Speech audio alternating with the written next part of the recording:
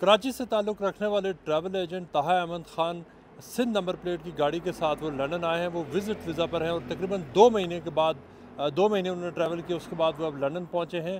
अता साहब बताइए, ये जर्नी आपको काफ़ी लंबा अर्सा लगा 2 महीने पहुँचते हुए? मुझे 2 महीने लगे। हम लोग असल में प्लान ऐसे ही था कि साइट सीइंग करते हुए आएंगे आराम आराम से, क्योंकि फैमिली भी है साथ में, तो आराम से रुकते हुए आएंगे, कोई जल्दी नहीं थी हमें। बहुत लंबा रूट बनता है। जी लंबा बनता है, लेकिन ये करने वाले वही हैं जिनको शौक़ होता है, जो कि इतना बड़ा करेज रखते हैं और जो थोड़ा सा इसमें सब्र भी चाहिए होता है आपको। जर्नी लंबी है, लेकिन ये कि फैमिली साथ दे, मेरी वाइफ ने काफ़ी साथ दिया, उनको भी शौक़ है इस तरह ट्रैवलिंग करने का, तो हम दोनों ने कहा चलो निकलते हैं इस सफ़र पे। चाहे बच्चा छोटा है, लेकिन ये काफ़ी चीज़ें सीखा रास्ते में। बताएँ कि आपका रूट क्या था? कराची से आप किस रास्ते से निकले और कैसे यहाँ पे पहुँचे? कराची से हम लोग निकले थे गवादर के लिए। गवादर के बाद हमने फिर ईरान बॉर्डर क्रॉस किया। फिर ईरान से हम लोग ने पूरा क्रॉस करके टर्की एंटर हुए वहाँ से। टर्की के बाद फिर हम यूरोप एंटर हुए थे ग्रीस के रास्ते से। फिर ग्रीस के बाद अल्बानिया से हमने पूरा बल्कान्स क्रॉस किया बोस्निया तक। फिर वहाँ से हम मेनलैंड यूरोप आ गए, क्रोएशिया। फिर उसके बाद Slovenia, Italy, Switzerland, Austria, Germany, फिर नेदरलैंड्स, बेल्जियम और फ्रांस था लास्ट, और फ्रांस के बाद फिर मैं यूके आया। क्या कुछ चैलेंजिंग था किसी भी हवाले से ये पूरा सफ़र? नहीं, चैलेंजिंग ऐसा कुछ भी नहीं था, क्योंकि देखें जब शौक़ था तो हम अब जहन में यही बैठा के निकले थे कि हमें इतना टाइम लगाना है। और रास्ते में जो भी मुश्किलात इतने वैसे आई नहीं है सच कुछ भी, क्योंकि ना रिहाइश के हवाले से ना बॉर्डर क्रॉसिंग में वरना लोगों के मैंने एक्सपीरियंसेस देखे थे कि पाकिस्तानी गाड़ी और पाकिस्तानी पासपोर्ट पे थोड़े मसले होते हैं, लेकिन अल्हम्दुलिल्लाह हमारे साथ ऐसा कुछ भी नहीं हुआ। मतलब समझे, हम लोग तो यूरोप में आने का तो गाड़ी से उतरे ही नहीं हम बॉर्डर क्रॉसिंग के लिए।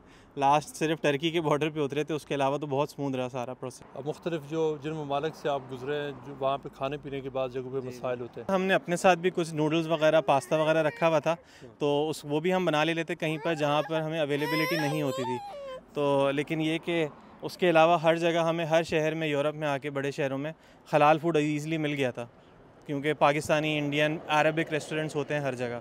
जब आप ट्रैवल पे थे उस अरसे में आपने देखा मुख्तलिफ जंगें भी शुरू हुई और पाकिस्तान इंडिया की भी थी, उसके बाद ईरान के साथ मामला शुरू हो गया, तो आप उस पूरे अरसे में कहाँ पे थे? जब पाकिस्तान इंडिया की जिस दिन जंग शुरू हुई है, उससे 2 दिन पहले मैंने पाकिस्तान ईरान वाला बॉर्डर क्रॉस किया है। तो पूरे वक्त ईरान में जब हम थे, तो उस वक्त पाकिस्तान इंडिया की जंग चल रही थी। हर दूसरा बंदा जो मिलता था वो कहता था आप पाकिस्तान से हैं, वहाँ तो जंग चल रही है, इंडिया के साथ कैसे हालात हैं ये वो। और हम कह रहे थे नहीं, इतना कुछ नहीं है हमारी तरफ, और फ़ौज हमारी इस तरह की है। लेकिन जब हम फिर आगे आए, ईरान क्रॉस करके टर्की जब हमने क्रॉस किया, तो फिर ईरान साइड पर जंग शुरू हो चुकी थी। तो फिर ये है कि लोगों ने कहा यार आप ईरान से आ गए, वहाँ का रूट तो इतना अनसेफ है क्या।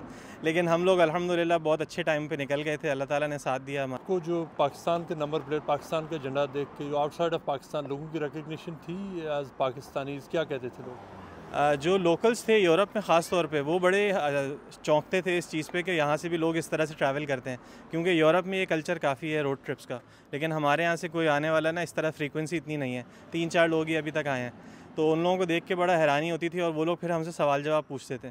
तो उससे पाकिस्तान का एक सॉफ्ट इमेज उनकी नज़रों में जाता था। वो कल्चर के बारे में हमारे पूछते थे और मुल्क के बारे में पूछते थे, तो वो हमें काफ़ी अच्छा लगा कि हम एक पाकिस्तान की पॉजिटिव इमेज लेके आगे बढ़े। तो खुद भी ट्रैवल एजेंट है, जी। तो क्या यही वजह है कि आप लोगों के ट्रैवल प्लान करते हो और आपने फिर अपना भी ट्रैवल प्लान किया? बिल्कुल ऐसा ही है। मेरी कंपनी का नाम भी द रोड वेंचर्स है, वही हमारे ट्रिप का नाम भी था, और वही मेरे सोशल मीडिया पेज का नाम भी है। तो मैंने ट्रैवल एजेंसी का काम इसीलिए शुरू किया था, मुझे शौक़ है बेसिकली। तो लोगों की ट्रैवल करते करते, लेकिन वो बाय रोड ट्रैवलिंग का जो एक शौक़ था ना, वो मैंने इससे ज़रिए से पूरा किया। और मैं आइंदा भी चाहूँगा कि और भी जिस तरह से लोगों को कोई भी हेल्प चाहिए होती है इस सिलसिले में, तो उनकी भी इस तरह से मदद की जा सके। क्या वापसी भी आप गाड़ी लेके जा रहे हैं? अभी यहाँ से हम लोग स्कॉटलैंड जाएंगे, एक लास्ट डेस्टिनेशन है बस, वो एक 3-4 दिन के लिए। फिर हम लोग वापस लंदन आके यहाँ से गाड़ी अपनी शिप करेंगे। वापसी में ड्राइव करके नहीं जा रहे, क्योंकि ईरान के हालात आपको पता है, वो रास्ता बंद हो चुका है अभी फ़िलहाल। तो इस पूरे जर्नी की जो बहुत जी कोई मेमोरेबल बात जो आप समझते हैं वो क्या रही है आपको? इतना बड़ा आपने 2 महीने आप रोड के ऊपर आपने इतने ममालिक क्रॉस किए। हमारे साथ काफ़ी इंस्टेंसेस हुए जिसमें हमने देखा कि किस तरह से अल्लाह ताला की मदद हमें ऐसे मौक़ों पे पहुंची जहां पे हम एक्सपेक्ट नहीं कर रहे थे। एक छोटा सा वाक़या मैं बताऊं, हम लोग ऑस्ट्रिया में थे, रात के 11 बज रहे थे, मेरे पास कैश ख़त्म हो गया था यूरो का, और मेरे कार्ड चलने बंद हो गए थे, बैंक ने ब्लॉक कर दिए थे। तो हम लोग तो ये सोच रहे थे कि रात का खाना कैसे खाएंगे अब। तो हम लोग गुजर रहे थे रोड से, साइड से 2 पाकिस्तानी भाई गुजर रहे थे, उन्होंने हमारी गाड़ी देखी, उन्होंने पहचानी ये कराची की है। उन्होंने हमें रोका, उन्होंने हमें कहा मेरा घर यहीं पे, आप हमारे साथ चाय पीने चलें। तो उस वक्त वो हमें चाय पीने लेके गए, उन्होंने वहाँ पे हमें खाना खिलाया, उन्होंने कहा आप सुबह का नाश्ता भी करके जाएँ और हमारे साथ स्टे भी करें। तो ये बड़ा अनएक्सपेक्टेड था। हम लोगों ने अल्लाह ताला का शुक्र अदा किया कि कैसे अल्लाह ताला की मदद आ पहुँची, वरना हमारे पास उस वक्त कोई ऐसा ज़रिया नहीं था। तो इस तरह के और भी वाक़यात हुए थे। जर्मनी में हमें इसी तरह से लोग मिले और हमें रास्ते में पाकिस्तानी कुछ जो थे, जो हम जिनको पता चला कि हम लोग इस सफ़र पे निकले हुए हैं, उन्होंने हमें बाकायदा इनवाइट किया।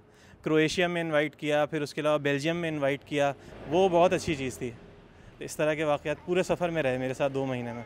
और कोई बात जो खास सफ़र में आप हैं, आपका बहुत ही छोटा बेटा और आपकी मिसेस है, लेकिन आपकी मिसेस स्क्रीन पे तो नहीं आती। चलो उनके बिहाफ पे आप ही बता दें कि क्या उन्होंने भी इंजॉय किया या सिर्फ आपने इंजॉय किया? नहीं, मैं बताऊँ, उन्होंने जितना साथ दिया है, उनको भी जितना मज़ा आया, और उनका मज़ा डिफरेंट तरीके का था। मेरे लिए तो देखें एक अपनी ड्रीम थी कि मैं 8 साल से चाह रहा था, लेकिन उनके लिए ये था कि उनको अपने बच्चे के लिए, हमारा जो बेटा है वो अभी 2 साल का भी नहीं है, उनको ये था कि उसकी जो प्री स्कूलिंग होती है, नर्सरी टाइप चीज़ें होती हैं ना, जो लोग सिखाते हैं क्लासरूम के अंदर, वो उसको रियल लाइफ में एक्सपीरियंस कराए कि वो घास से खेल रहा है, मिट्टी से खेल रहा है, पानी से खेल रहा है। उसको 2 महीने में ये आदत हो गई कि हम लोग कैसे खाना ऑर्डर करते हैं और कार्ड से पे करते हैं। वो खुद से गाड़ी में बैठा बैठा ये मैं ऑर्डर कर रहा हूँ और ये मैं उसको टैप कर रहा हूँ कार्ड से। और इससे उनको बड़ा, मेरी मिसेस को ज़्यादा होता है कि बच्चे की स्कूलिंग करें, होम स्कूलिंग इस तरह से। और अच्छा, वो सीख गया बहुत चीज़ें। हमारे पास वीडियोस भी हैं इसकी कि ये ऑर्डर कर रहा है, गाड़ी में बैठा हुआ ऑरेंज जूस ऑर्डर कर रहा है, कार्ड लेता है मेरा कोई पुराना, उसको टैप करने लगता है। तो ये मेरी वाइफ़ की इसको क्रेडिट जाता है। उन्होंने जिस तरह से इसको संभाला है पूरे 2 महीने, वो मैं अकेले नहीं कर सकता था। मुझे भी संभाला, काफ़ी दफ़ा मैं थोड़ा सा वो हो गया था, क्योंकि हालात ऐसे हो जाते हैं ट्रैवल में आपको, तो वो उसमें मेरा सहारा बनी रही। लेकिन बहुत अच्छी उन्होंने ट्रैवल पार्टनर साबित हुई। Thank you so much.